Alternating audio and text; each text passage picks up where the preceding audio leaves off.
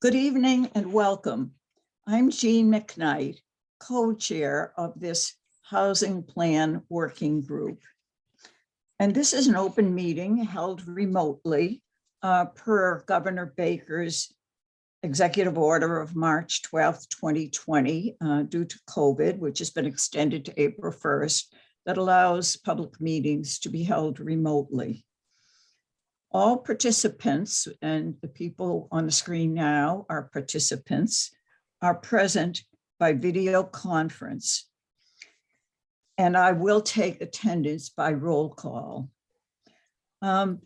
People, of course, have been invited to attend this public education and listening session. And those people are attendees. And at the point when we come to our question and comments period, they will be allowed, each person individually in order that they appear to ask their question and make their comment. And at that time, we would like each attendee who speaks to give their name and address. And everybody should realize that this meeting is being recorded. Any votes we take, and I expect the only vote that will come up is at the end of the meeting, a vote to adjourn, will be by roll call. And all supporting materials, including the slideshow that we will be presenting, are posted on the town's website under our link, the Housing Plan Working Group. So the timing of this session will be, we're going to have a presentation that's going to consist of two parts.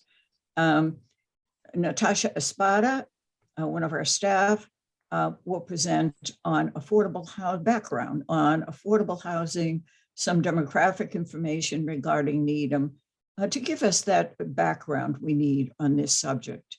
And then I will present on the history of zoning in Needham, leading to our present day zoning regarding residential and multifamily housing. Those presentations will take about a half hour, and then we'll turn to the listening session, which will go until 9 o'clock. So let me right now take a roll call of the members of the Housing Plan Working Group and our staff. So when I call your name, say that you're here or present. And first I'll introduce Natasha Espada, my co-chair. Natasha and I serve as co-chairs of this Housing Plan Working Group. Natasha? Hi, Jean. Thank you so much. This is really exciting. At this time, I'm doing the roll call, so just say you're present or here. So, present. Yes. Emily Cooper? Present. Ed Cosgrove? Present. Laura Dorfman? Present. Carol Facchetti? I think Carol is not here yet. Perhaps she'll be joining us. Helen Gregory? Here. Dan Matthews? Here. Oscar Mertz? You are muted, Oscar. Here. Sorry. Marcus Nelson? Here. Michael O'Brien? Here. Ed Scheidler? Here. Rhonda Spector? Here. Very good. So now I would like to turn to co-chair Natasha Espada. Thanks, Jean. So one of the things that I want to talk about is why we are doing this, why we're doing this affordable housing plan. So we know that the community is changing and diversifying, and the town's priorities really need to be reviewed. I know that there's a desire and goals to create equity and economic diversity in the town, and the current cost of housing is a barrier to some of these goals. And I know this through my work of Nuari and through all of the listening that we've been able to do to date. But what's important about tonight is that this is a listening session to hear from all of you. And our goals for this housing plan is to begin with tonight with this listening session for the community. We're going to be working on a housing needs study with the group that you see here. We're going to have another community workshop again in March 24th for feedback on visioning and goals. We're going to have another community workshop in the early fall. And the goal is to have a strategic action plan before the end of the year. So if we're going to have, we're going to do the listening right after Karen Centerborg's presentation and Jean McKnight's presentation on the history and the current status of the affordable housing. And then after that, we'll do Q&A until 9, as Jean mentioned. And anything that, if you would like to communicate with the group afterwards, you can always email planning@needhamma.gov to continue this conversation. So with that, I will hand it over to Karen to begin Natasha? the presentation. Yes. Natasha, excuse me. I neglected to introduce our staff and I should have done that. So let me quickly do that. Sure. With us is our Director of Planning and Community Development, Lee Newman, Present. and our Alex Klee, who is our Assistant Planner, Present. and Cindy Gonzalez, who is our Public Information Officer. Present. All right. So I didn't want to neglect that because especially Lee will be speaking later. And as Natasha said, now the program is to be turned over to Karen Centerborg for her presentation. Okay. Hi, everybody. We've been looking forward to this evening, and I'm going to try to go through my part of the presentation fairly expeditiously so we can really get to the meat of the matter, which is hearing from you folks.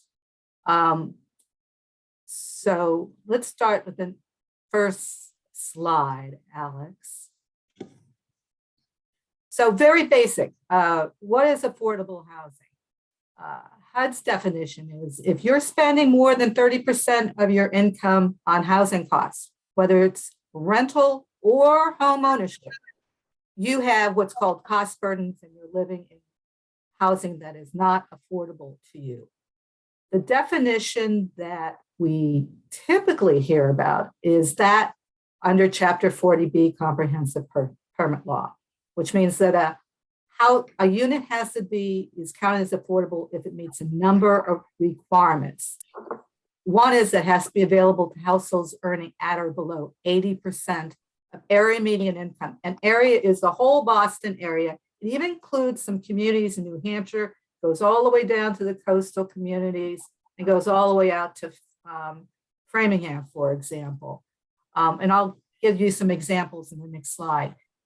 The unit also has to be subsidized, either directly through some local, state, or federal program, or going through what's called a subsidizing agency, a state agency that will give the go-ahead, for example, to a developer to submit a comprehensive permit to the locality. The unit also has to be deed restricted so that affordability requirements extend into the long term, and we're moving towards in perpetuity to the greatest extent possible. And the units have to be affirmatively marketed so that folks outside of the community have a chance of learning about an opportunity as well as a chance to apply for a particular unit. There is something called local preference, though, where the town can try to apply for approval to set aside 70% of units in a particular development for those who live or work in the community. There are some other definitions too. You hear sometimes community housing, and that typically relates to units that are occupied by those earning up to 100% of area median income. And those people are eligible for assistance under the Community Preservation Act, CPA. And then you hear workforce housing, and that really oriented to those people who work in the community, whether it be municipal workers or working for other employers who they might be earning above that 80% of area median income, but nevertheless are shut out of the local housing market. And the photo on the right is a 40B development, Charles River Landing. Next slide. So this table just shows the breakdown in these HUD area median incomes. And every year HUD adjusts them. And they're also adjusted, as you can see on the far left column, by household size. And various percentages are typically oriented to populations in cases housing unit eligibility. For example, 30% of area median income, AMI, so referred to by HUD as extremely low income. 50% AMI at 31 to 50% range are referred to as very low income. And the 51 to 80% range is referred to by HUD as low and moderate income.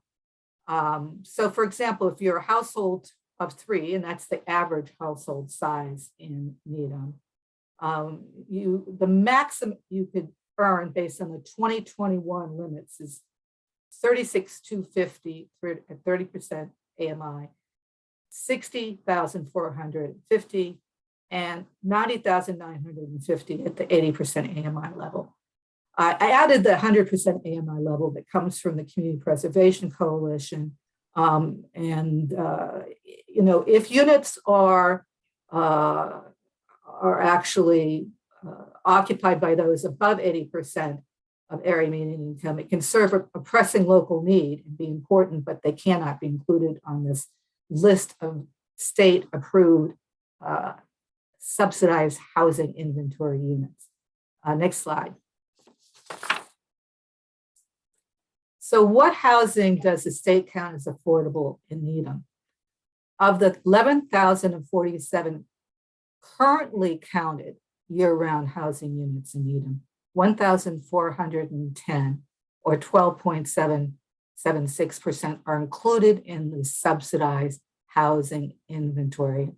These units are often referred to as the capital A affordable units. And why this is important is because under Chapter 40B, a developer can come in and propose a development that meets all the state requirements under Chapter 40B, including the inclusion of affordable units, and can override local zoning if, in fact, the permit is approved.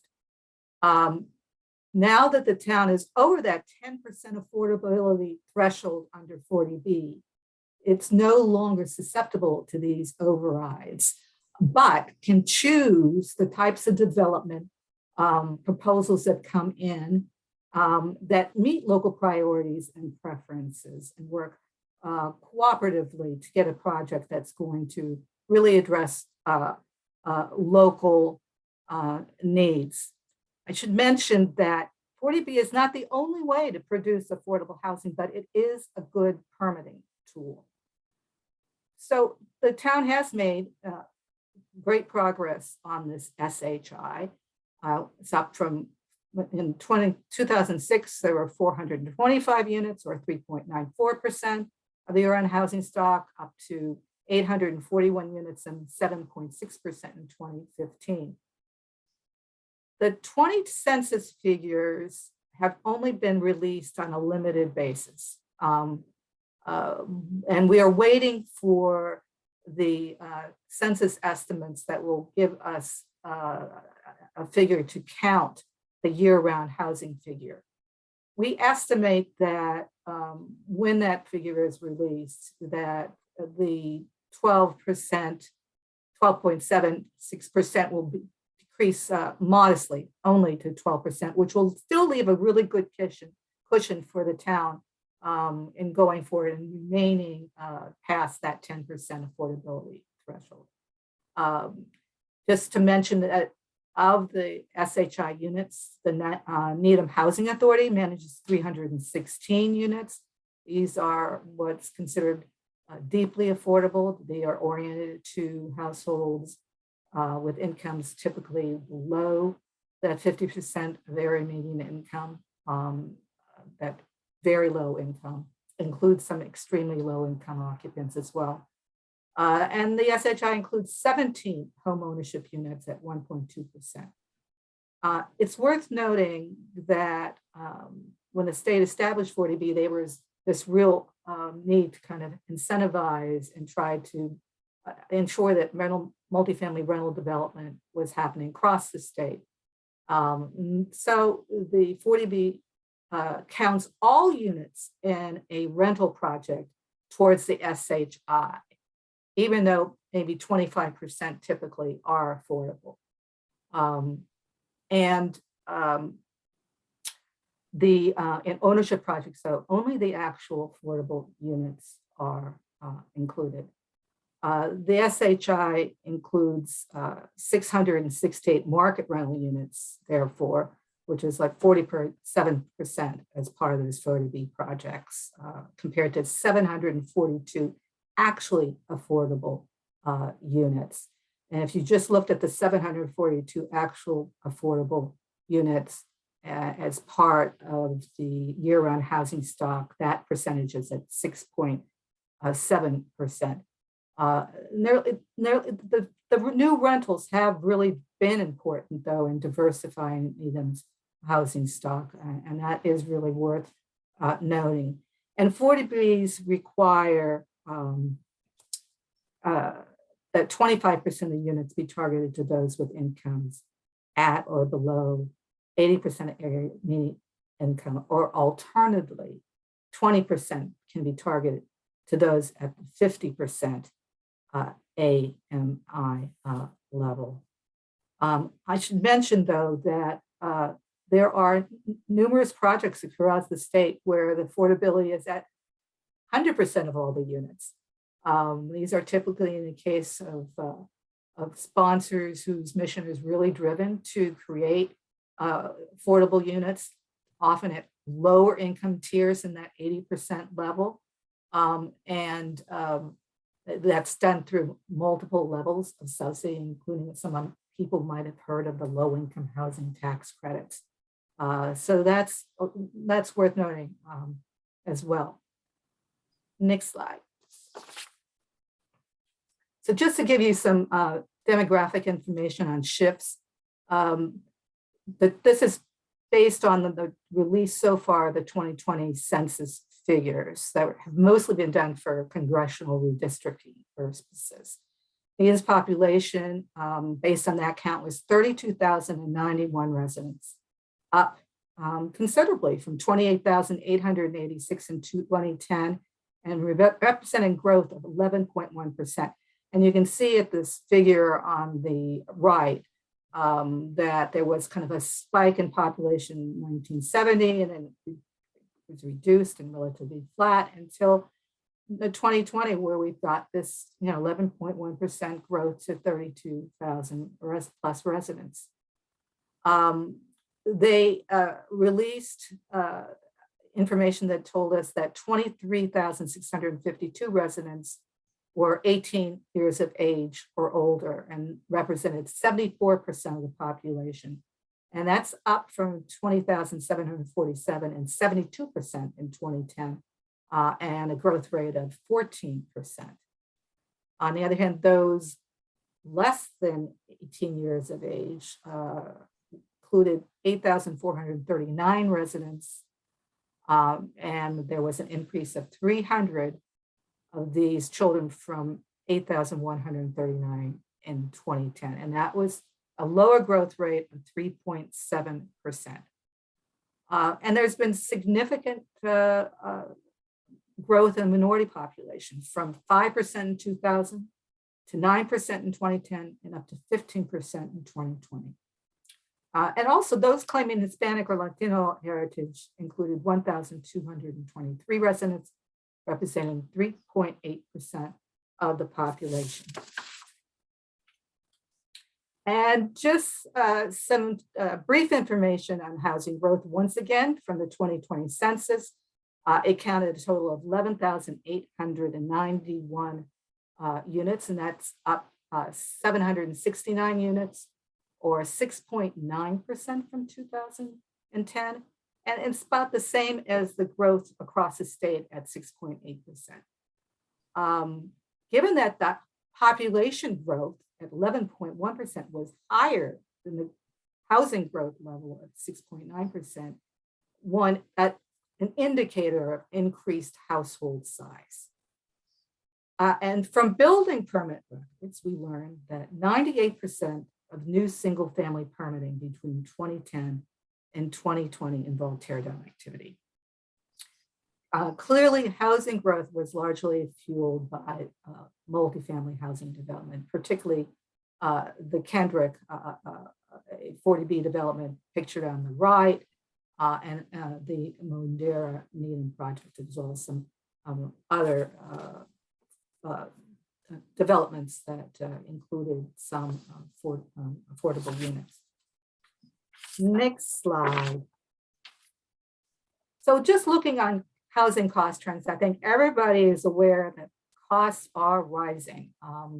And COVID certainly didn't put a dampening effect on rising housing costs. If you look at the chart on the right, it shows the number of units distributed among various ranges of assessed values in town, where the bottom line is assessments in fiscal year 2014, the middle line from fiscal year 2020, and the top line from fiscal year 2022, most recent figures.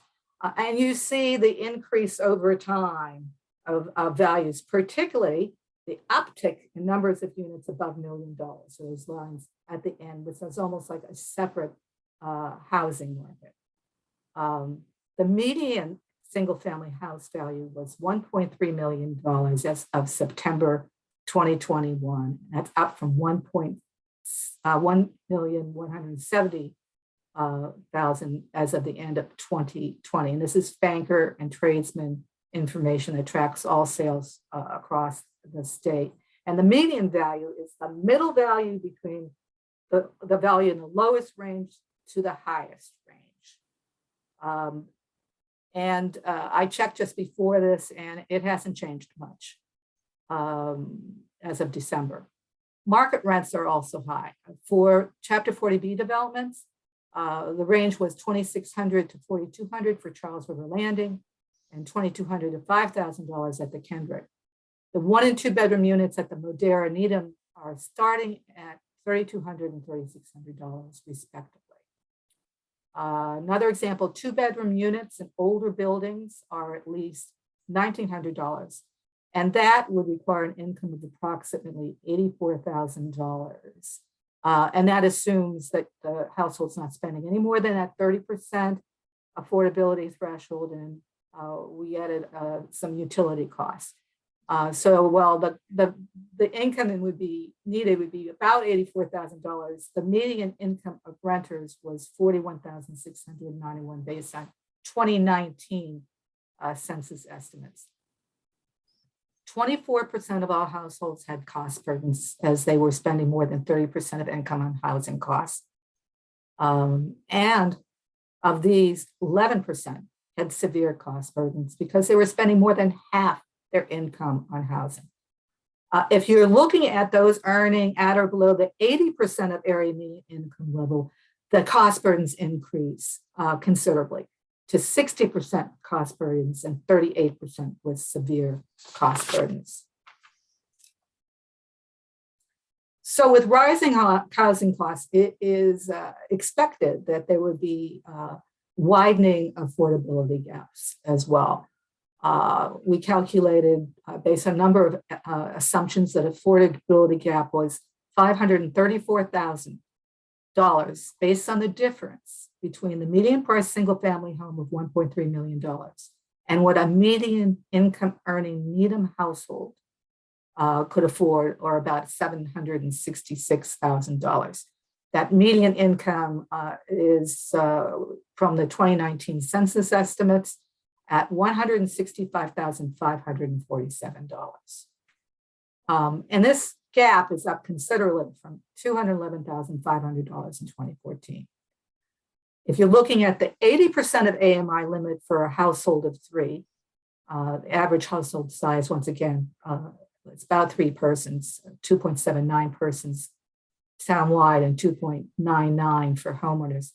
The gap increases to $928,500. The difference between the 1.3 million and $371,500. And this is up from $556,500 in 2014. And this photo on the right is a picture of the Needham Housing Authority's family development, Captain Robert Cook Drive. And next slide. This slide just shows the changes in median house prices over a period of time by community, starting with Dedham on the far left, and it's Dover, Needham, Newton, Wellesley, West Roxbury, and Westwood. The column on the far left in the grouping is based on the 2005 levels. This is kind of the height of the market before the recession. The one column in the middle is from the 2010 figures, where you can really see the effects of the recession, the downward trajectory of housing prices for all communities. And then the one on the right is based as September 2021, and you see the big spikes for many communities. Hey, and Wellesley's at head of the pack at $1.658 million. Newton at 1.5, and Needham obviously not that far behind at $1.3 million. And so with that, we're going to move on to zoning. Yes, again, Jean McKnight, co-chair of the Housing Plan Working Group and member of the Planning Board. And I'm going to present the history of zoning in Needham, starting in 1925 and going to the present time, and particularly with a focus on residential and multifamily development. So here we have the Needham adopted zoning for the first time in 1925. And that was part of a national movement for local zoning that arose in 1921 when Secretary of Commerce Herbert Hoover formed a committee on zoning. And so the map on the right is our first zoning map from 1925. And the clear areas that are not shaded are the single residence zones. But lot sizes then were only 7,000 square feet townwide. The select board could grant special permits and waivers, powers that are later were exercised by the Zoning Board of Appeals and the Planning Board. And the select board also could permit one-family houses that were in existence in 1925 to be altered to accommodate two families, what we now call accessory dwelling units. So the particular thing to note is that the whole town at that time was 7,000 square foot lots in its residential areas. Next slide. And just as we have today, general residence zoned areas that allow two-family homes, we had them in 1925, and they are the areas shown in yellow. In the Needham Heights area, the center portion is the area, at and north of the Needham Heights train station. And today that zoned general residence is somewhat smaller than is shown on this map.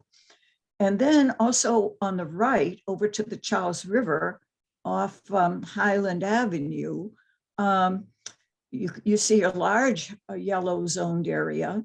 That's much smaller today, and that is mostly zoned for business. Then also in Needham Center, there were several blocks that were and still are zoned general residence, and that's the area over to the left of the map. two-family homes at that time could be built on 7,000 square foot lots in the general residence zone. And hotels and boarding houses were allowed to be built in the general residence zone back then. Okay, next slide.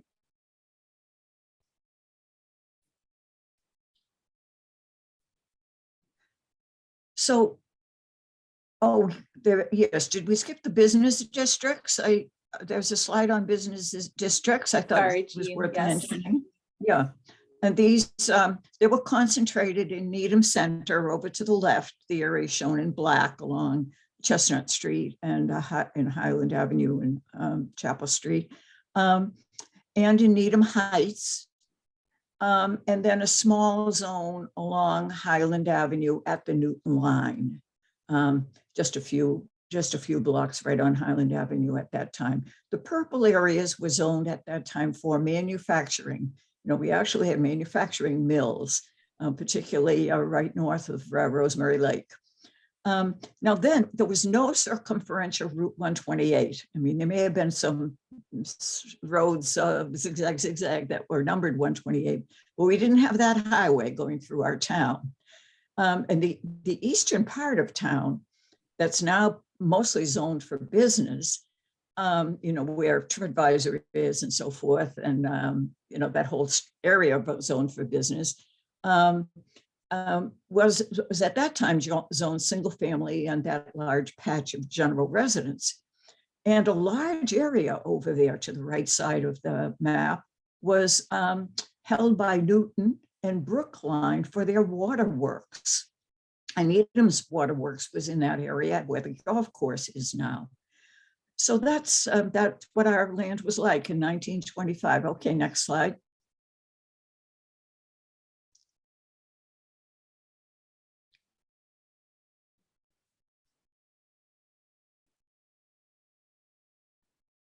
Okay, so when did things change? Well, there was a big change right in the post-war era in 1948. There was a rezoning of our town for larger lots. And Route 128 construction hadn't started, but it was anticipated and planned for at that time. So our single residence districts were divided into A on the western side of town. You see the 1948 map with the big A. And then in the eastern part of town, you see the B, the residential B. And SRA now required, as it does today, 1 acre lots. And SRB, the lot size was boosted from 7,000 square foot to 10,000 square foot lots. And that's what we have today.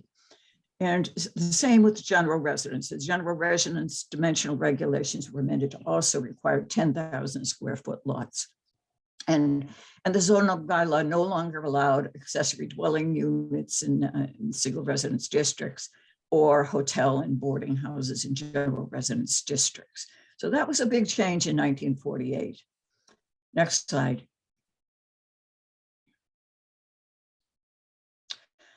Then in the decades of the 60s, 70s, and 80s, and what I'm showing is the 1984 map, we started to provide for multifamily housing. In the early 60s, one apartment district was created on Greendale Avenue near the Dedham line. You can see a little green dot down in the lower part of the zoning map. And that's walk-up buildings, condominium, that's known as Charles Court East. Then in the mid-70s, 2 apartment districts were created. And these is where the manufacturing districts used to be. A1 for Rosemary Lake Apartments, sometimes referred to as the Petrini Apartments, and Rosemary Ridge Condominium off Hillside Avenue near Rosemary Street. I happen to live at Rosemary Ridge Condominium. And also at A2 for the North Hill Continuing Care Retirement Community, shown in the lighter green, kind of in the top center of the map. In the early 80s, A2 was extended to some additional areas along Highland Avenue.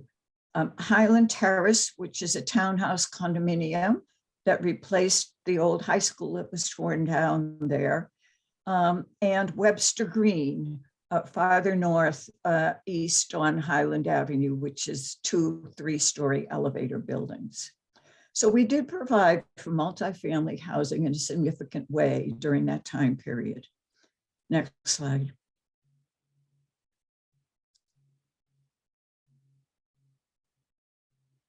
And of course, I should also say that, you know, during the post-war period, that's when our public housing was built. So significant resources were also provided for lower income persons in our town. So going to recent time period, and this, I think this is, I was serving on the planning board at this time. Mixed use overlay districts were created in 2009. And what's pictured here is a building at 50 Dedham Avenue across from the Unitarian Church. And this is the one building that's been built since that zoning was created under the overlay zoning. And the overlay districts were created for Needham Center area to allow 3-story or 4-story mixed use. And that depended on the location, whether it was Needham Center, Chestnut Street, or Garden Street, whether it was 3-story or 4-story. And you can see that in Dedham Avenue. You can see there's commercial, it's called mixed use because there's commercial or, you know, retail, restaurant type uses on the ground floor, and that's required. That's what we wanted for our downtown areas, and the multifamily housing above. And so what you see here is the 3 stories above. The 4th story is set back on that particular building, so it's not so visible from the street, but it is a 4-story building. Now, in the underlying business districts, 2.5-story mixed-use housing had already been allowed since 1989. An example is 1110 Great Plain Avenue. That's across from the mobile station on Great Plain Avenue. And also recently built at 15 Oak Street is another building with commercial on the ground floor and 1.5 stories of housing above. Also in Avery Square, Needham Heights area, we similarly allowed 2.5-story mixed use housing.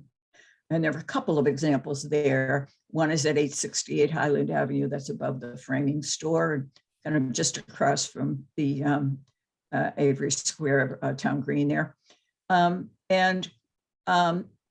Recently, there was a change also to allow mixed-use buildings at the very small neighborhood business overlay district at Central Avenue and Reservoir Street, where Pinellas Market is located. So next slide.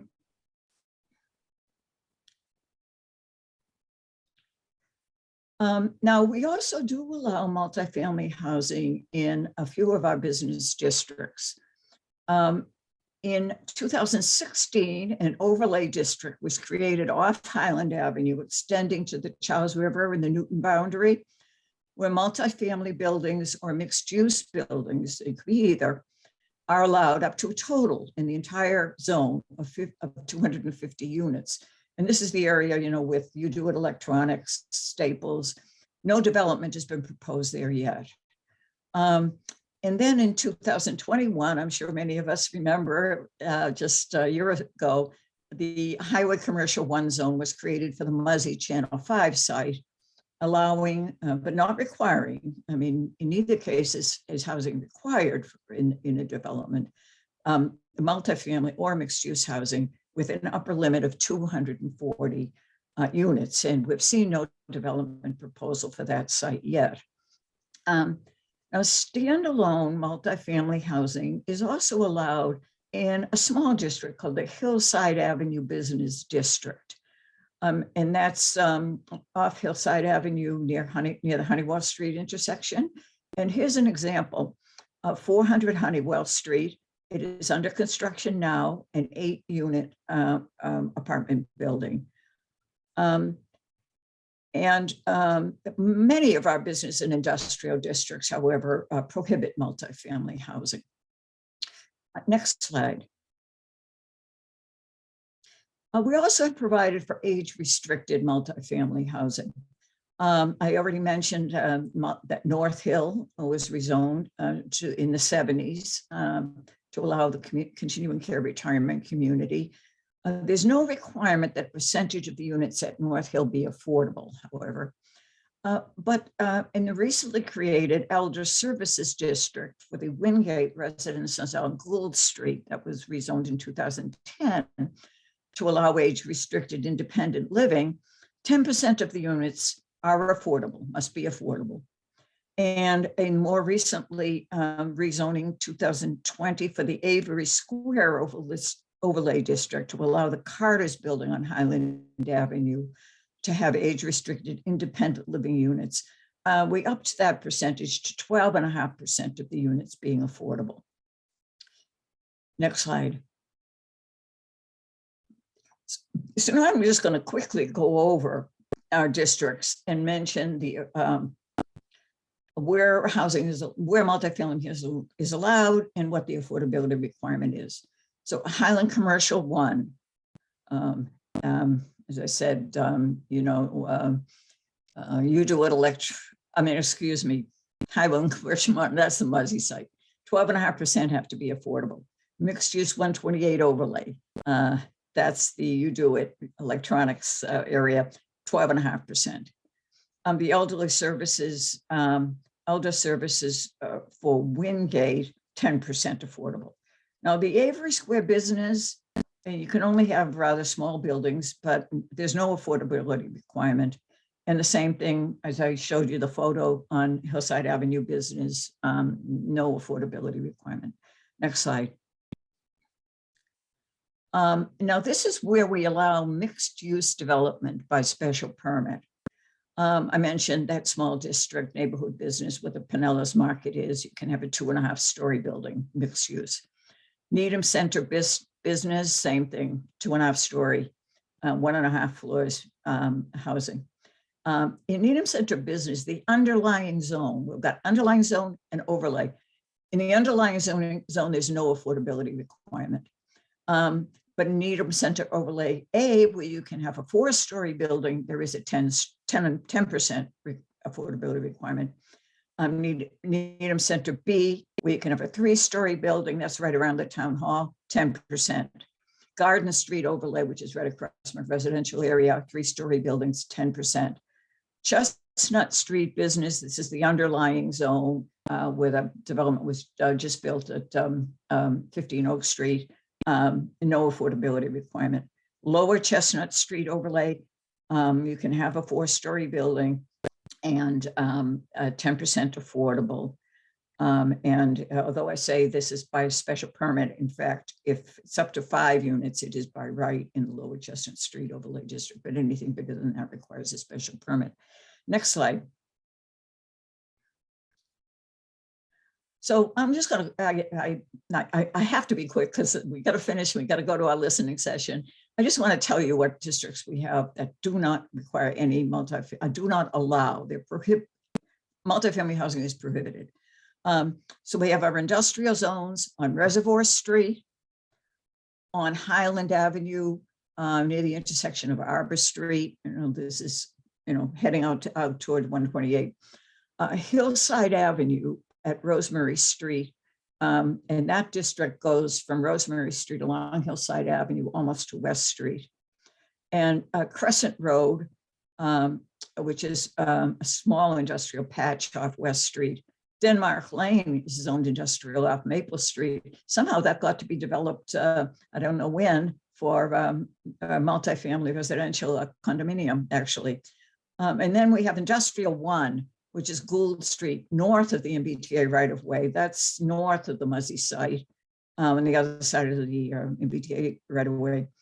And then, of course, our very large Highland Commercial 128, where TripAdvisor and Sheraton Hotel are, that does not allow multifamily housing, but that's where we have the 2 large 40B developments that provide hundreds of units of multifamily housing permitted under 40B. And then Oh, excuse me, I misspoke. I said Highland Commercial 128. I was speaking of the New England Business Center zone, which is actually in the next line. But Highway Commercial 128, again, is the UDOIT, Staples area. And the housing is allowed by special permit in the mixed use overlay district on the northwest side of Highland Avenue, but not on the other side. And then we have our business district. This is kind of a leftover, we used to have a bunch of business districts. We have one left, and that is on Highland Avenue, on the west side of Highland Avenue, north of May Street. And that, is the funeral homes on the corner of May Street and Highland Avenue, and then going up to Sudbury Farms on Rosemary Street. That whole strip, zone business, no multifamily housing allowed. Okay, I think this is my final slide coming up. And it's just quickly, this is where we do allow multifamily or mixed use housing, but we don't have an affordability unit requirement. The Avery Square business, the Hillside Avenue business, the center business in the underlying zone, and the Chestnut Street business in the underlying zone. And these are the underlying zone for the smaller developments. Then, of course, I mentioned the apartment zoning districts that were created in the 70s and 80s. There was no affordability requirement, and there's still, they're all fully developed, but there is no affordability requirement. And same thing at North Hill. And, I want to mention also that we have no affordability requirement for new lots created in a single family or general residence district, by division of land or by subdivision. It's an idea that we might think about, but there is no such requirement at present. So at this point, I hope this is helpful background for our listening session. And I'm going to turn over the gavel to co-chair Natasha Espada, who I believe is also going to introduce our planning director, Lee Newman, for a few comments before we start with the listening session. No, actually, Jean, I think Natasha's going to go next. Yes. And then I'll do Lee afterwards. So the two major questions for tonight are, what are the greatest local housing needs and how should the town best address these needs? And we'd like to do is start listening. We have 69 attendees and I see 2 hands up. So Alex, could we maybe turn off the presentation so that, and then if Thomas Harkins can be brought in, that would be great. He's the first one. And so what we need is for everyone to please state your name and your address before you begin giving us your questions or comments.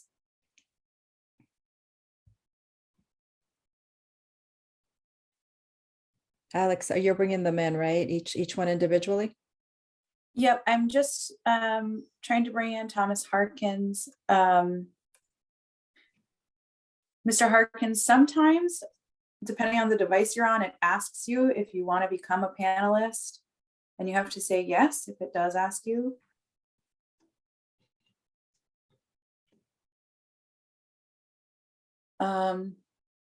Should we go? Yeah, maybe I'll go to the next one and I'll keep The working next on one? the. Okay, so the next one is Henry. We don't have a last name. Oh,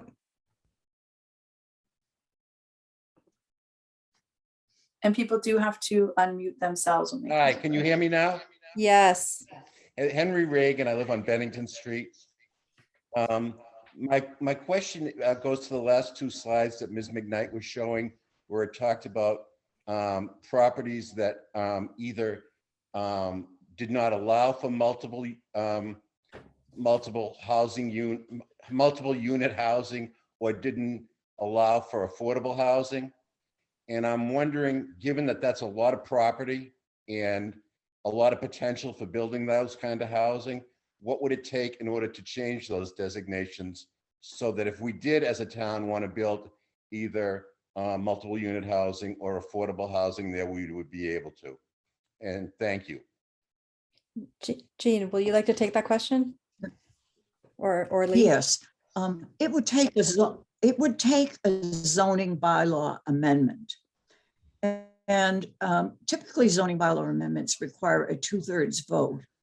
of town meeting.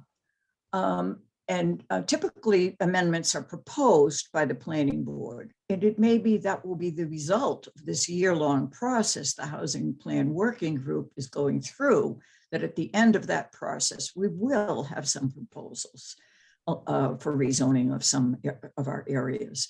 And the same thing to require some of the zones we have already created that do allow multifamily housing or mixed-use housing. It would take a zoning bylaw amendment to introduce and require that any building built there have an affordability requirement. Now, there was a recent amendment to the state law that sometimes is referred to as the housing choice law, and it reduced the quantum of vote for town meeting to approve rezoning for multifamily housing. And from the 2/3 to a majority vote. No, it's a very, laws are always very complicated. So it takes some analysis to figure out for any particular zoning amendment, whether it's the 2/3 vote or the majority vote. But that's what it takes, Mr. Reagan. Thank you. Thank you, Henry. The next person, Alex, do you want to try again, Thomas Harkins, see if he can? I've tried multiple times and I'll just keep trying him amongst everything else Okay. we're doing. And So John Bullion is the next one. Thank you.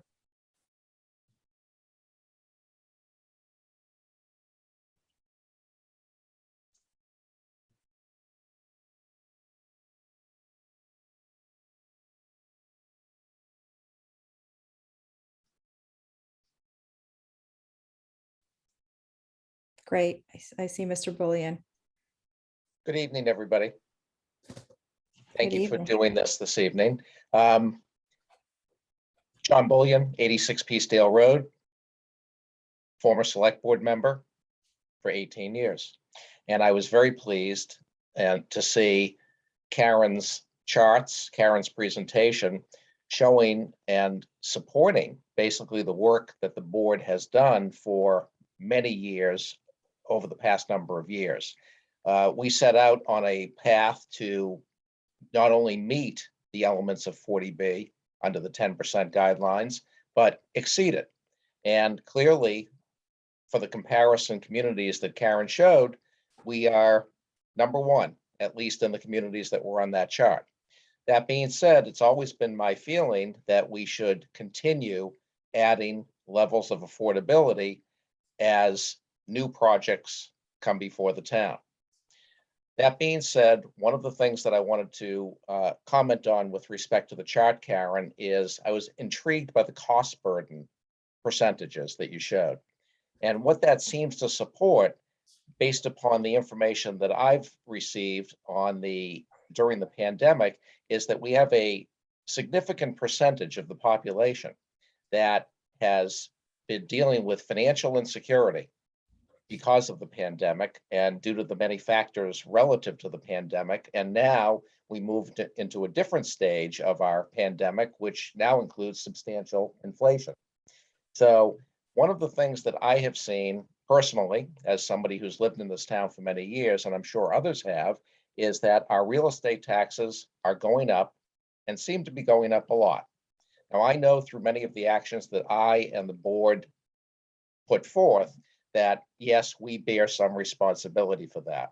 But we also need to take responsibility for maintaining a stable debt load, which we have done and been successful for, and all of the other elements of the operating and capital budgets that many of the people that are on this panel and many of us who are still involved are involved with. So with that, comment opening it up, I guess what I'd say is this. I support moving forward with adding levels of affordability to our housing stock. I am concerned and am looking for the more information on the new state legislation that designates multifamily housing by right in transit districts. And I know that the state is still working on final regulations and language relative to that. But as was reported by Greg Reedman in his newsletter today, it would appear, if his number is correct for Needham, that could provide for the possibility of almost 2,400 units of additional housing in and around the transit districts in Needham. In addition to that, I also favor expanding the use of ADUs in town, and those would not be affordable qualified, but my understanding in moving Needham and other communities in the greater Boston area towards better affordability is to create more housing. So creating more housing, I think, is a good thing. The only caution that I throw up is everything, in my opinion, should be done incrementally. That in order not to destabilize the services that are provided to residents of this town and the ability for the residents who reside here, not just the wealthy, but those are the rest of us that need to be able to live and afford to live here and afford to live our lives. So keeping an eye on housing, a lot of housing that might create the need to move Pollard and Mitchell into the position of being done much sooner than our debt structure can handle, and that the residents would be able to handle individually through their property taxes. As was brought forth at a recent select board meeting, when Dave Davidson was asked if the Mitchell and Pollard projects were brought forth now, what would that do to the debt? And his response was, it would double the debt of this town. And as a town meeting member, as somebody who likes staying active and understands our debt policy and supports it, I think we have to watch for the balance of bringing on significant amounts of new housing with the ability for the people who live in this town and have lived in this town to be able to afford to stay and live here. Because it makes no sense to me to add such significant amount of housing that it drives people that have put their heart and soul into this town out of this town. That's not fair. And there needs to be an element of equity involved with the decisions that we all collectively make. So I thank you for the time this evening. And I look forward to this process continuing, and I look forward to ongoing hearings and discussion. Thank you. And if you have any questions, otherwise, have a good evening. Thank you, Mr. Bullion, Thank for you. all of those comments. Alex, I think Jerry Rovner.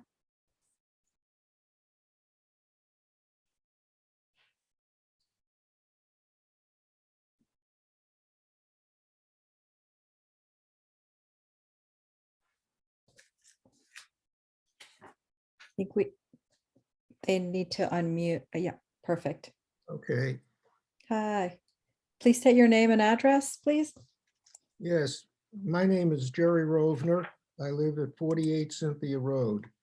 My question deals with some definitions of what is an accessory dwelling unit.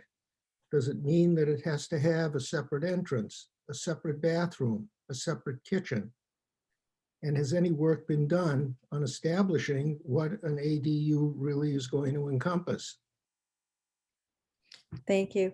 Lee, is this something that you would like to answer, or Karen? Sure, I can take that. Well, Needham does have an accessory apartment bylaw. It was adopted within the last 2 years. And under the definition, essentially, it is like a single unit apartment that contains a independent kitchen, I think is really what the defining definition is. The town essentially has limited those kinds of units, though, to individuals who are related to the property owner or who are caregivers in the house. There has been some consideration about broadening the accessory dwelling unit to make it available to folks that are unrelated to the primary homeowner. And the ZBA has been issuing a number of permits for those. I think there's been interest since it was adopted, and I think they're issuing about 1 or 2 a month. So we do have an accessory apartment bylaw in Needham. I think the question is, whether or not the town wants to basically enlarge the profile of those that actually are eligible to live in those units and the parameters under which they're issued. Does that also include necessary parking? The bylaw has a provision to have actually parking on the property to accommodate the unit. And those accessory dwelling units are currently permitted through the ZBA, and there's a special permit process. And so an individual proposing one of those units presents it to the ZBA. The neighborhood is notified of the application, has a chance to come in and review the application and offer comments before the ZBA actually makes a decision on it. I think the applications that have been submitted so far have been positively received by the neighborhoods in which they are located. And then the final question, is the town working on an amendment to the bylaw to provide anybody to become the occupant of that ADU? I think that's a question for the committee. That's probably one of the options they'll be considering as an alternative way of enlarging the inventory of affordable housing. Thank you. Thank you, Mr. Rovner. The next person that I see up, Alex, is Rachel Greene.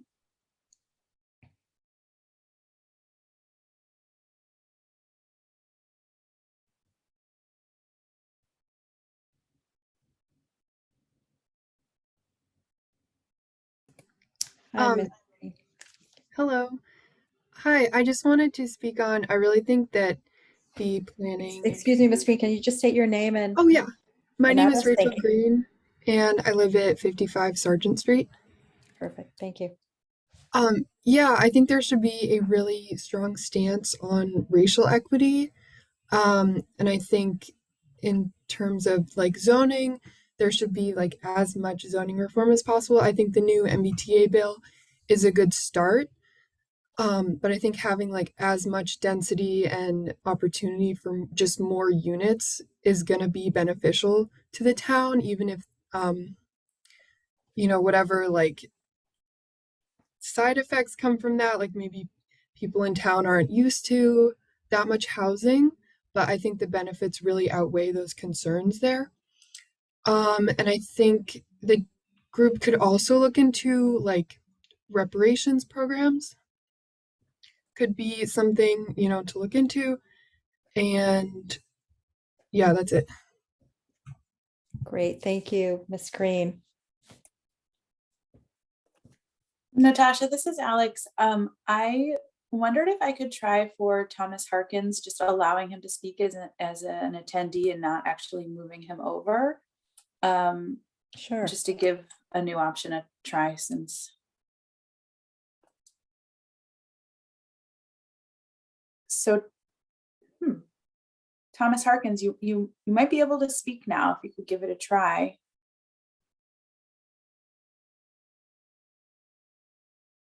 It looks like he's unmuted.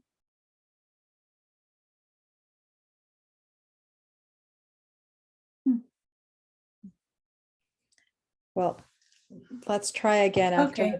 we have 3 others here in the queue. Equal Justice Needham Families, that is the next one.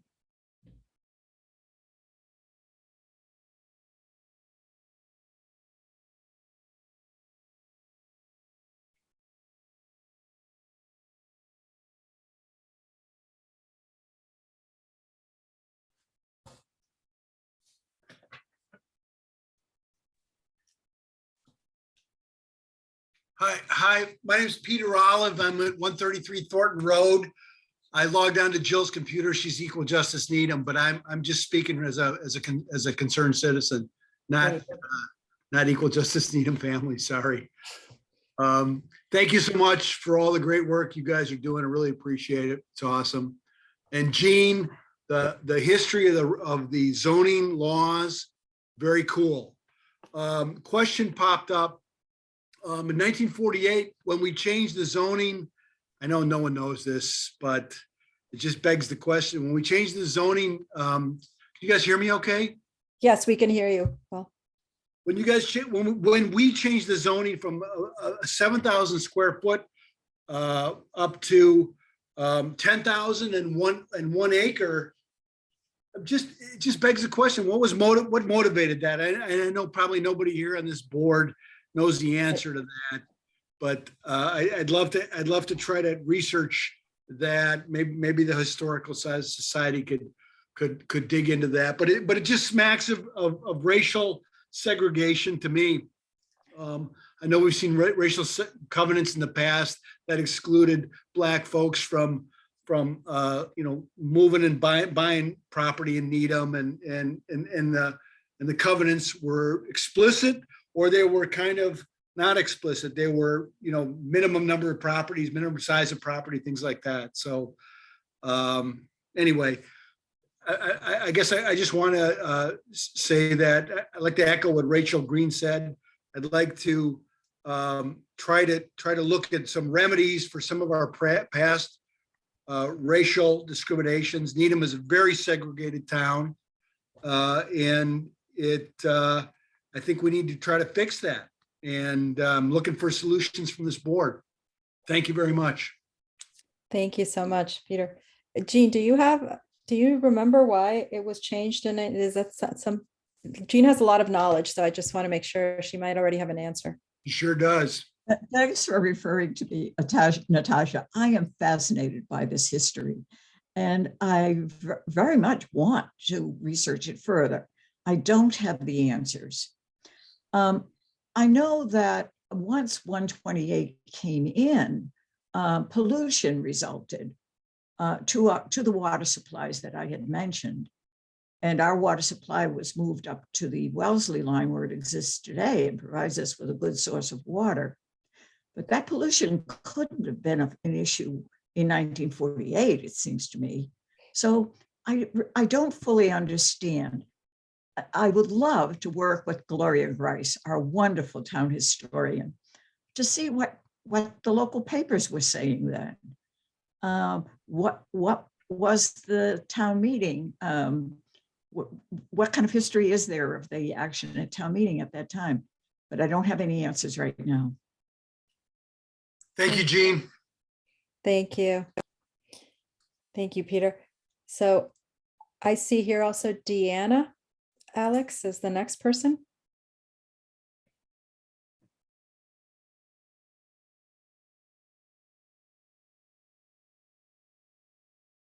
Can you hear me? Yes. Can you Okay. Can you see state me? your name? Hey, yes, Deanna Springer. I live on 820 Webster Street. Thank you for this educational presentation. I'm new to all of this. My question is, well, the concern for me that I wanted to raise for the town is housing for disabled young adults, disabled growing adults. Particularly for the families who have lived in this town. Their children have been educated in this town through Needham Public Schools special education and are graduating now. Inclusion has been a great thing within our public schools, and we've raised our children to be involved in our local community. And now, as in my case, my son is going to be 21. He'll be leaving the school system. He's special needs. He's disabled. He's not going to be able to hold a job competitively. He's not going to be able to pay market price or even the affordable unit price that I saw posted tonight. Our house is not one that we can convert to an ADU. And we're just one family of many families of children who are going to be graduating, and we would like our children to stay in the community, and they want to stay in the community into which they raised, and they know they can walk to the library, they can go to the grocery store, they can walk to the pool.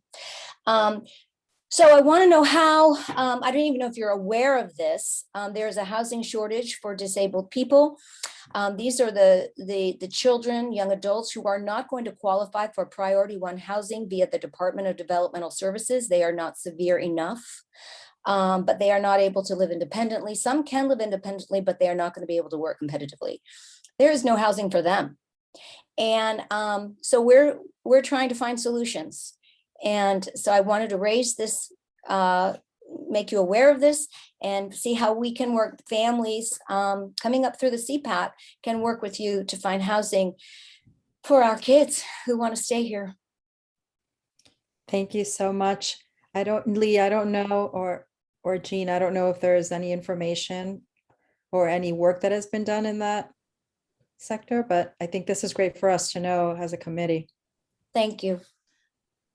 Who can Well, I follow up I- with? Is there anyone I can respond- follow up with? If you want me to respond Sure. quickly, I think Deanna, when she referred to housing that might be available to severely disabled people through the Department of Developmental Services, was referring to what we call group homes.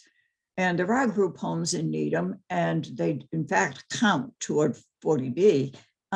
But the persons Diana is describing, her son, apparently are not qualified for that level of care. We didn't spend time talking about the importance of our public housing, but that's a resource for both seniors and younger disabled persons.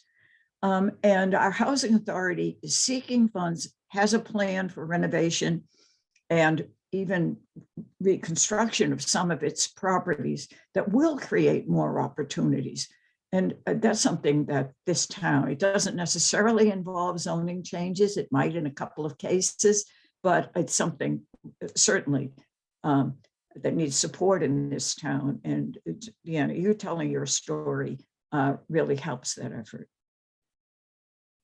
And Deanna, you mentioned who do you follow up with? I think we're absorbing all of this information. This is why we're having this listening session. We will have another one on March 24th, and we will be discussing in between the working group will be working towards looking for all different types of solutions. So we will be following up with our progress March 24th. Thank you. So thank you. Alex, I see Mo Handel is next.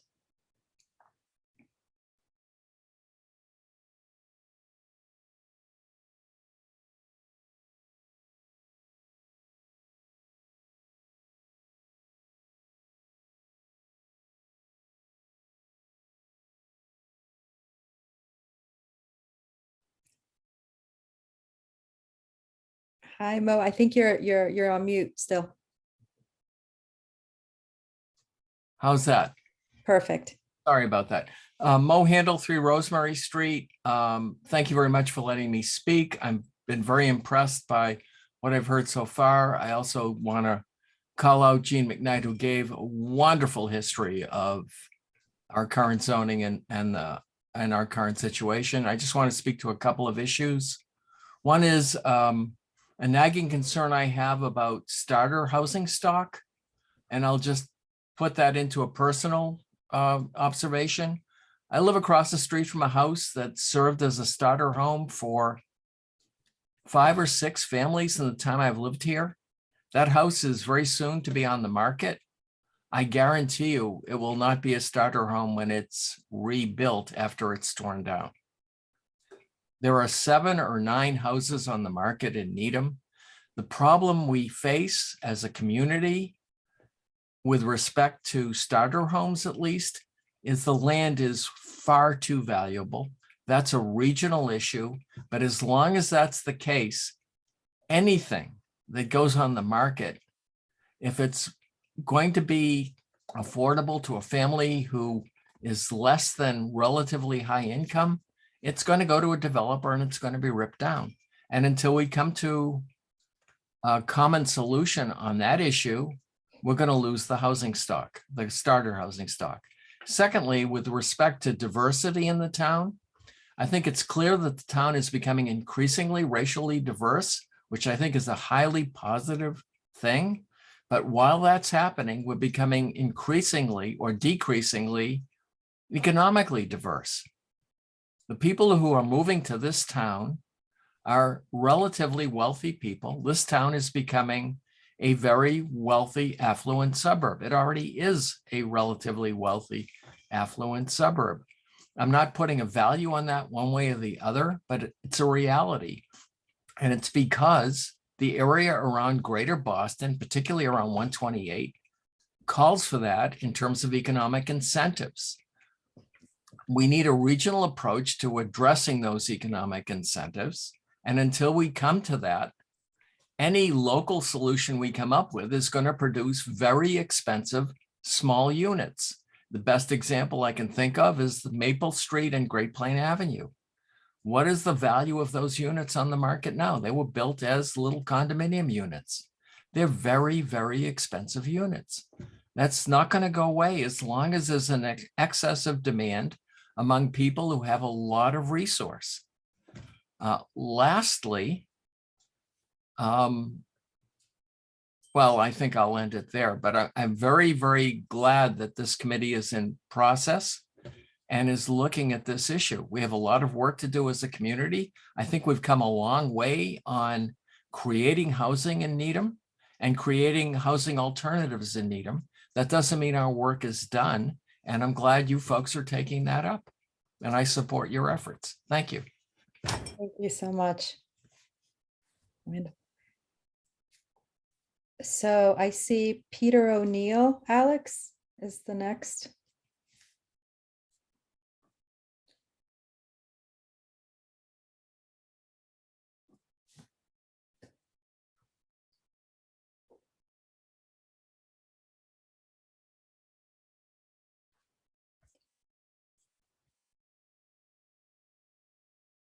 Hi, Mr. O'Neill, if you could unmute yourself.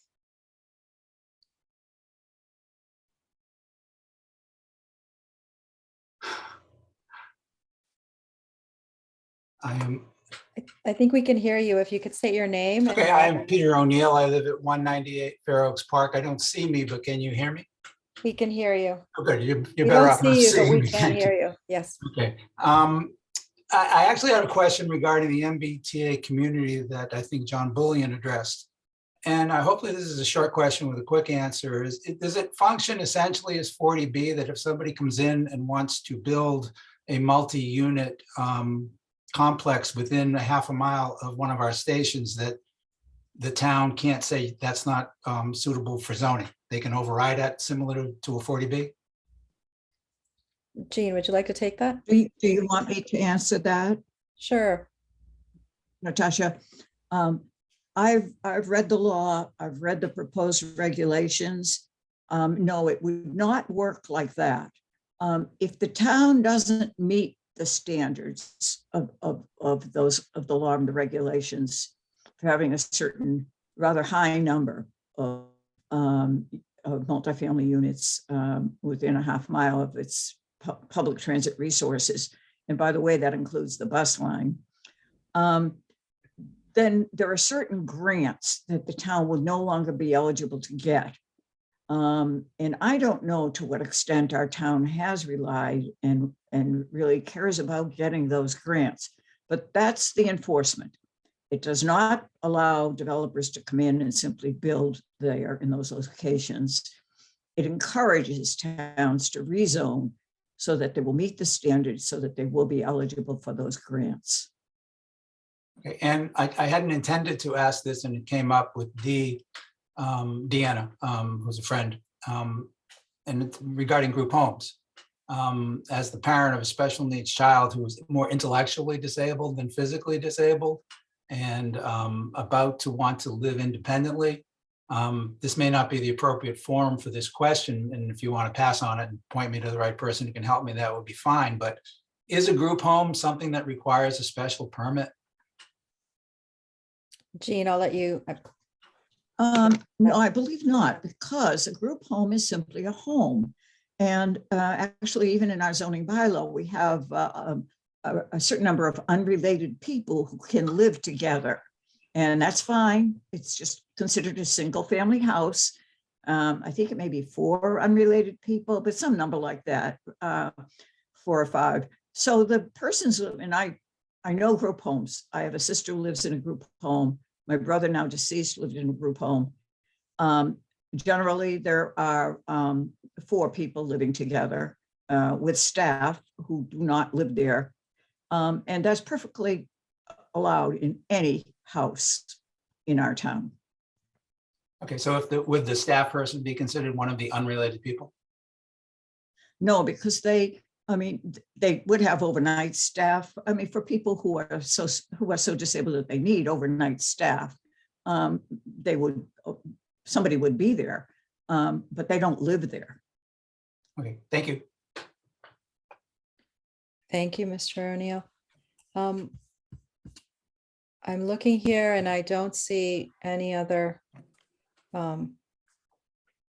Alex, I don't see any. Oh, I see here, Paula Dickerman. And then Mr. Matthews will get to you in a second. Sure.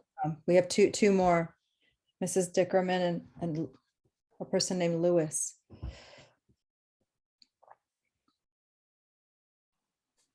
Hi, can you Hi. please state your name and address? Yeah, Paula Dickerman at 20 Burnside Road. I wanted to underscore everything that Mo Handel said. And with regard to starter homes, one idea is to rezone so that maybe just in certain areas of town, maybe within the MBTA and bus corridor, we allow up to 4 units to be built on a 10,000 square foot lot. It provides more housing. It provides starter home kinds of prices, I hope. Not necessarily, but we can hope so. So that's one idea. I'd also really like to see the committee come up with a goal for affordable housing. Right now we're at 6.2%. I understand the SHI thing. That's lovely. That's not reality. Reality is 6 point whatever it is percent affordability. And as Mr. Handel said, the economic diversity in town is low. And we can do better. We can provide more affordable housing, maybe 10%, 12%, 15%. I don't know what the goal is. And then we'll figure out how to get there. But I think that's important for the town. I think it's important for our children to have all kinds of different diversity in their lives, because that's what the world looks like. And I think we can do a lot to get there. Thank you. Thank you, Mr. Gorman. Appreciate it. The next person with their hand up is Lewis.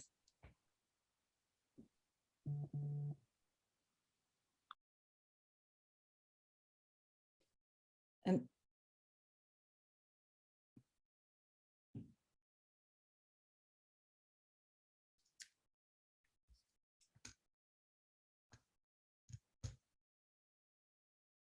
Lewis, if you can unmute yourself, please. You hear me now? Hello? Yes, hi. Can you state your Hi. name and address, please? Yeah, Lou Wolfson, 29 Semino Road. My question's regarding something that Jean brought up the other evening about parking and some of the, she was talking about possibly reducing the parking in some of these developments that I think now require 1.5 per unit, especially where they're trying to go to more transit oriented. I know that people of my age group and most people that are married at least have 2 cars, and if they're trying to downsize, are still gonna want to have those 2 cars parked somewhere. You know, even if they do downsize and go into one of these smaller units. I guess my question is, someone mentioned the other evening that if we reduce it, you know, in years from now, then they'll be required to have that 1 car. So I was just wondering, for consideration, what some of the housing members here are thinking about going forward. I think, Leah, do you have any information on this? I think what we're doing today is listening. We don't have any information on how we're moving forward, but Leah, if you have any information on that. Well, on that particular issue, which is about setting about what is the appropriate parking requirement for multiple family housing, Needham is going to be participating in a study with MAPC facilitated through the Home Consortium, of which we are a member, which is going to be looking at really what is the actual parking demand at residential developments through a study that they're facilitating where the actual cars are going to be counted. There was some preliminary work that was done earlier by MAPC on this very issue, which seems to indicate that the parking standard that towns have incorporated in their zoning is too restrictive. So depending upon the data that comes out of that, it may support Needham re-examining the standards that it's applying as it relates to parking requirements for multiple family dwellings, which would have some positive impact, especially in the center where one of the constraining costs is economic to redevelopment. And if you can bring the parking numbers down, which is the parking that would be provided to be constructed underground, it opens up doors that were previously restricted. Okay, thank you. Thank you for your notes. And I'd like Mr. Matthews has some information also in the MBTA for the previous questions.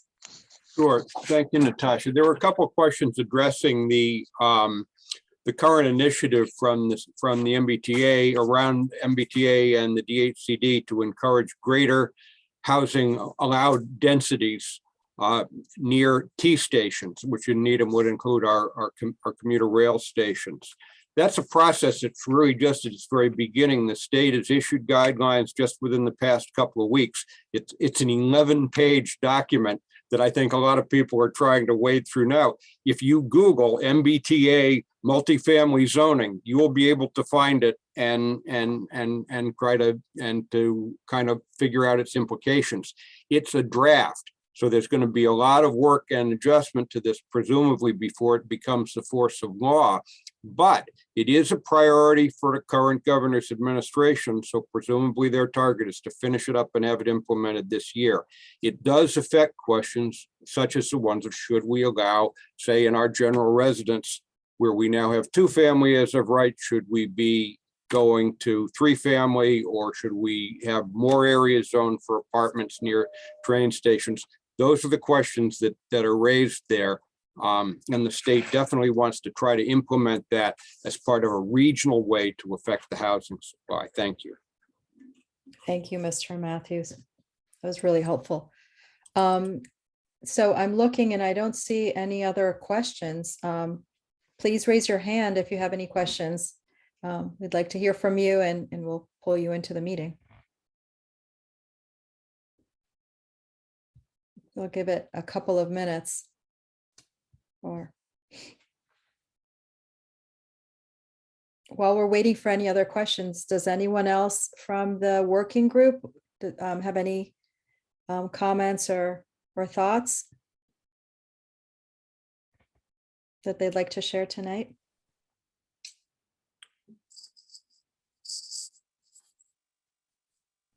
Marcus? Thank you so much, Natasha, and the planning board for putting this together and being a part of this working group. I think everything that has been said is something that is of vast importance. When I think about the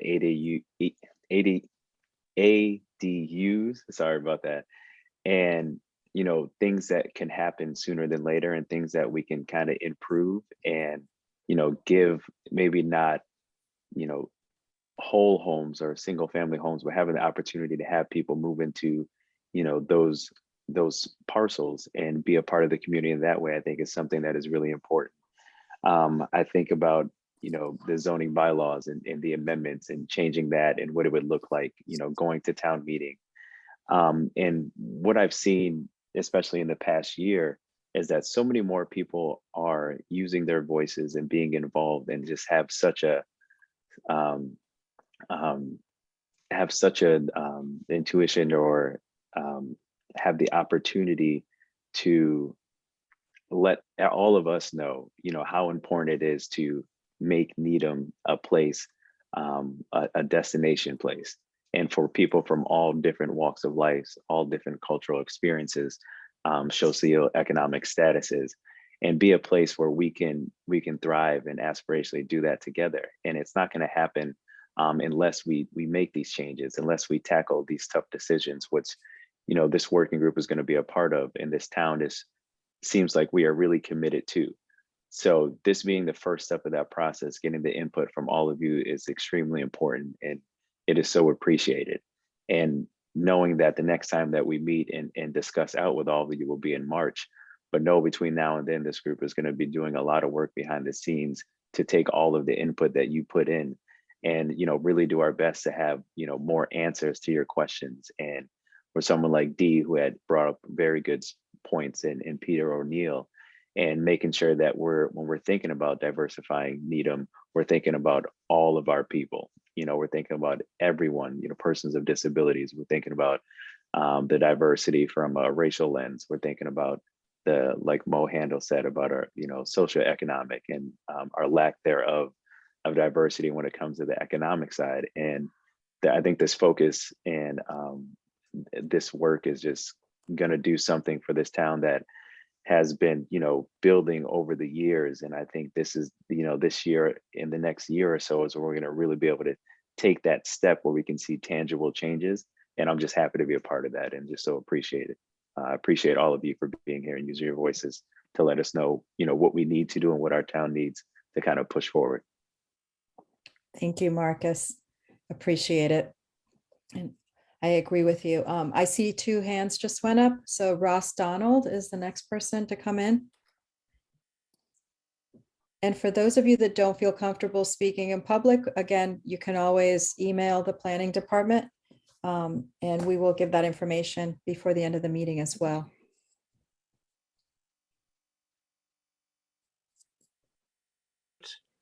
And start video if I can do that. Yeah, all right. Yeah, I was wondering if there is a housing authority Excuse representative. me, Mr. Donald, can you say your name and your address just to make sure that Thank we you have very your much. information? Yeah, Ross Donald, and let's see if I can get this set up properly. And I live at 25 Chambers Street, and I was wondering if there is a housing authority representative on this committee. And so, Yes, there is Mr. Scheidler. Yeah. Mr. Okay. Scheidler, are you there?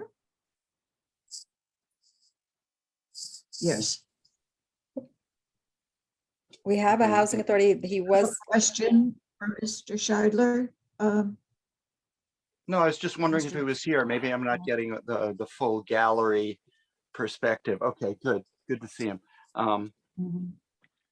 Let's see. Well, that was basically my question. I hope you'll give some attention, especially with the question that Mo raised. And if you look at some of the statistics with a certain eye, the racial problem is not the problem in Needham. People can buy, whatever their race, whatever their cultural background, they can buy their way into Needham.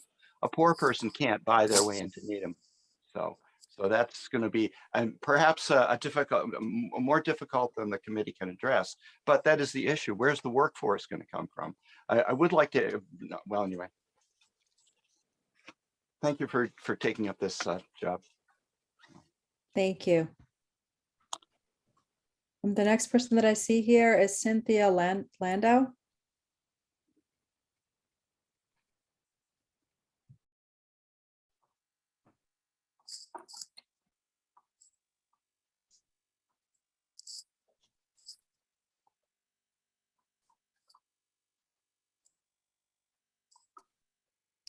Hi, Ms. Landau. Please state your name and your address.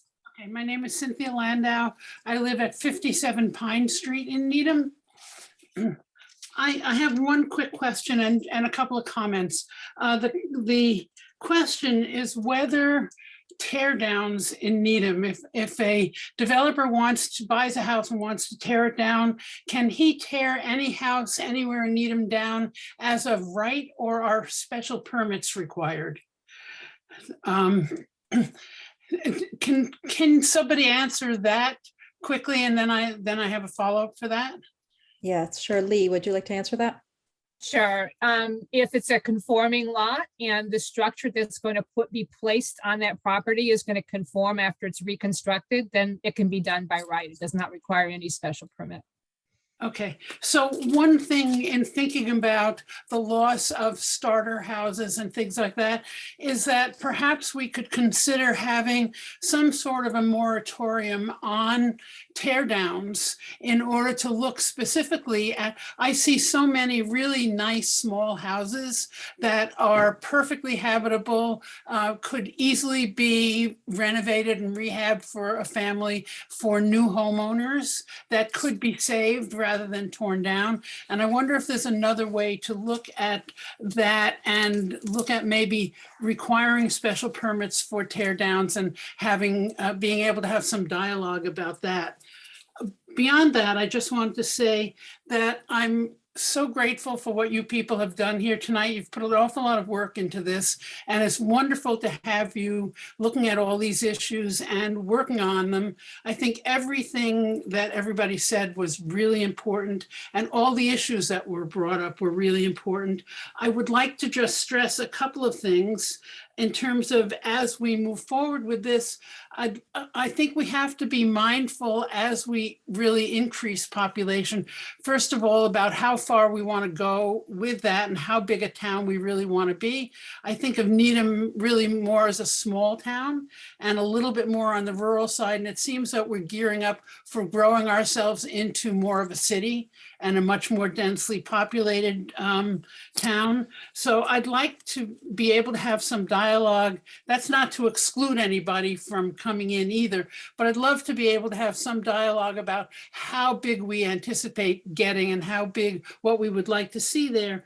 And also I'd like to know that we're being mindful of doing this incrementally and as we go along, and I'm sure you're doing this already, we just haven't spoken about it, is looking at our capacity for social services, police services, and the size of our schools and our ability to integrate a lot more people into our community and to do it well as we go along and just not have it all happen really very quickly and so fast that we're not keeping up with the other parts of it that are necessary to welcoming new people into our community. That's basically what I had to say. Thank you again for everything you've done. I'll look forward to your next session in March, and I'm grateful that you people are doing this. Thank you, Mrs. Landau. And I think the goal is to look at all of the items that are being brought up today by the group. I see Laura Dorfman has her hand up, and then Oscar Mertz as well. Thank you. I wanted to make a comment about the starter home issue, which has come up a couple of times.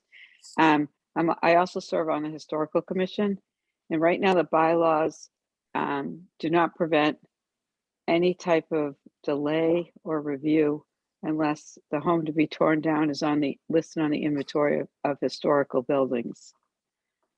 And if that's the case, it's only a 6-month delay. I did a little bit of a study for the commission on like towns and what their demo delay guidelines were. And most all of them had at least an age restriction or a year built restriction, not just if they were listed on a historic inventory. And so that's something, I think we need to think about and maybe work with the Historical Commission on, because otherwise there's, other than what, Lee and others who know a lot more about this than I do have said, there's no restriction at all on tearing down homes unless they're listed on an historic register, notwithstanding any sort of, zoning Special bylaws permit. or, Right. yeah. So I just wanted to mention that. I'm looking at the bylaws right now. It's section 2.11.5.2 under demolition. So that's something we might want to look at more closely. Thank you. Thank you. And Mr. Mertz? Thank you. I'd like to echo everything I've heard tonight and to express my gratitude to all the thought and passion that we've heard, a lot of issues that we are eager to tackle on this committee, and to continue to communicate more with everyone who's contributed tonight, and to urge more to join this conversation, because it is all about having a conversation to talk about these issues. And it's going to be a lot of work, but you can imagine that our feet are working very fast under the water to get through a lot of data and to really figure out what it means, and then to figure out how we plan to approach these challenges. And they're significant. The one thing I would like to say, it was a little tidbit, I think, that Jean said early in the evening, and it is that this effort, I think, that's beginning is to figure out the breadth of the challenges and the needs, and then figure out how do you restructure our zoning and how do you incentivize what we want to happen through zoning, which is one of the things that we can do. We can emphasize what we would like and provide increases to potential developers or whoever would be doing this work, so that we could try and have positive conversations about all of these and positive outcomes. But we're laying groundwork for the possibilities to occur, and we're not doing the work. So I think so that is interesting, because we want to set those guidelines that allow for these things to happen. And there are lots of things that we've talked about. ADUs is one tiny piece. It's adding multifamily, it's adding inclusionary zoning and requirements for affordability. But it takes time, it takes years to see changes. Even all this work that's required with the MBTA process is going to put the zoning changes in place, but that doesn't mean that all that stuff is coming online immediately. It means that it's going to happen over years, over decades. So the incredible regional shortage that we know is putting the pressure on all of us, is that there are 200,000, the regional calculation is that the 200,000 housing units short. And so if the pace of all of our jobs is going and our population is doing this, and the pace of the increase in housing is doing this, you can see why there's an incredible shortfall. There's an incredible increase in demand, or a lack of supply.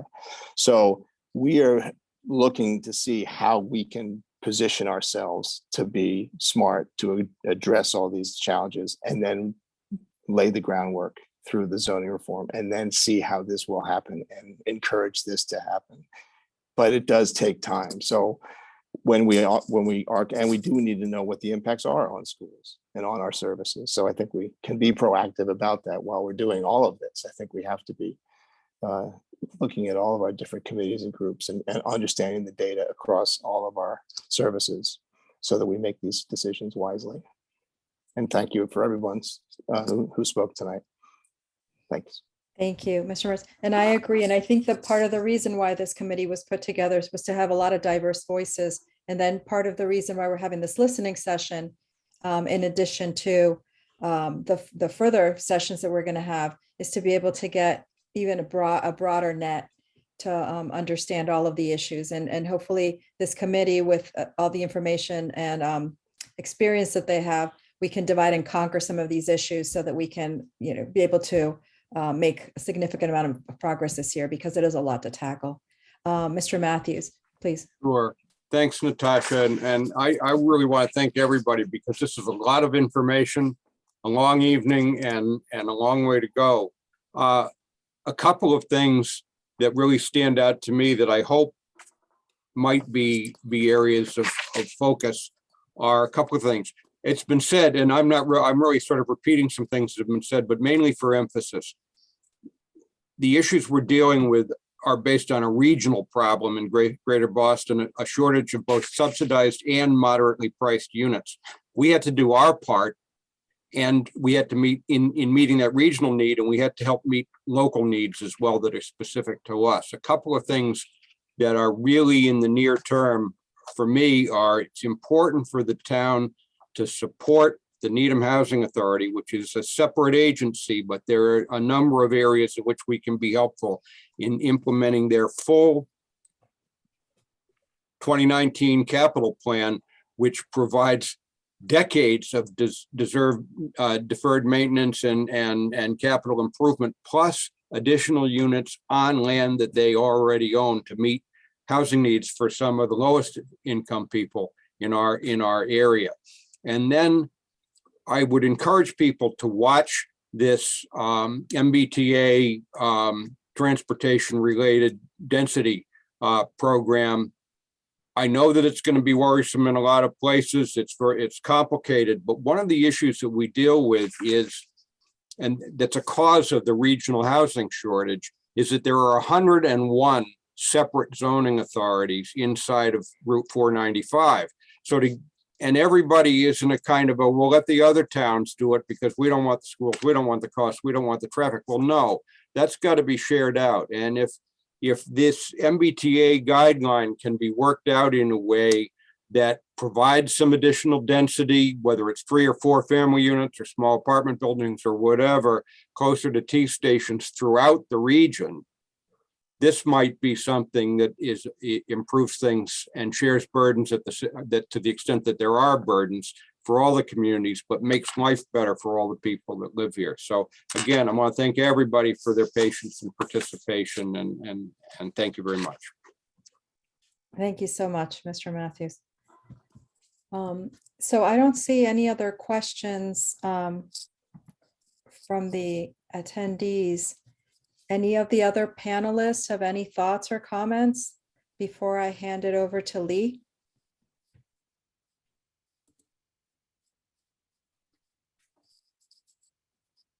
It doesn't seem to be so. Lee, do you want to move on with the rest of the presentation? Sure. I just want to thank the committee, and I want to thank all the Needham residents who took the time to participate tonight in the beginning of what will be a process to hopefully lead to some positive outcomes for Needham and for the region as we begin to address housing affordability needs. And I just wanted to talk about what this committee's, I think, next steps are going to be, just so people understand what the program looks like going forward and what the expectations are. So over the course of the next month, the committee is going to be working on completing what we call a draft housing needs assessment. This is basically a document that's going to summarize the key demographics and economic characteristics of Needham, and it's going to characterize what we have identified to be key housing needs. And that's going to be followed on March 24th with a town-wide workshop where those housing needs and priorities will be presented to the community, and the community will be allowed to maybe go into breakout groups to view those housing needs and help us identify what strategies might be put in place and be supported by the community to begin to address those identified needs. And when the consensus points at that meeting are developed and articulated, we hope to do a town-wide community survey to get broader community input on what we have identified as potential strategies and objectives. And that's going to then lead to the development subsequently of what I'll call a strategic housing plan, which will identify the strategies, the goals, the timelines for accomplishing the objectives that we all agree on. And then the implementation, which could either be in the form of zoning or other kinds of policy programs the town wants to develop. So that's, I think, what the next steps are. And I just want to thank everybody for taking the time to participate. And we look forward to seeing you on March the 24th for a community meeting. And who knows, maybe we'll all be live at that point and not sitting in front of our TV screens. We can keep our fingers crossed. I hope that will be true, that we'll be able to have a live meeting in Powers Hall for March 24th.